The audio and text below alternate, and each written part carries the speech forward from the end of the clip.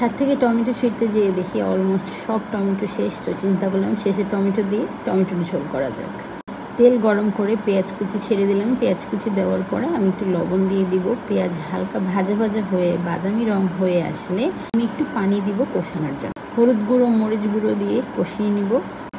ভালো করে নেড়ে চেড়ে কষিয়ে নিব যেন মশলার কোনো স্মেলটা না থাকে। পেঁয়াজ কষানো হয়ে গেলে তেল হালকা ছেড়ে দিলে আমি সেখানে কাটা টমেটোগুলো দিয়ে দিব। টমেটো ভালো করে কষিয়ে নিব, তাহলে টেস্টটা খুবই ভালো আসবে। টমেটো কষানো হয়ে গেলে 10 থেকে 15 মিনিট লাগবে। 10-15 মিনিট পরে আমি 2 কাপ পানি দিয়ে দিব।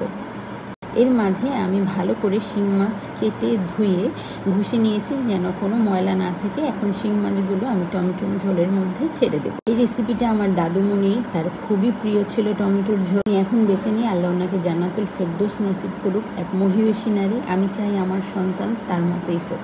যাই হোক, বিলাতি ধনিয়া পাতা দিয়ে রেসিপিটা শেষ করলাম। সবাই বাসায় ট্রাই করে জানাবেন কেমন হলো।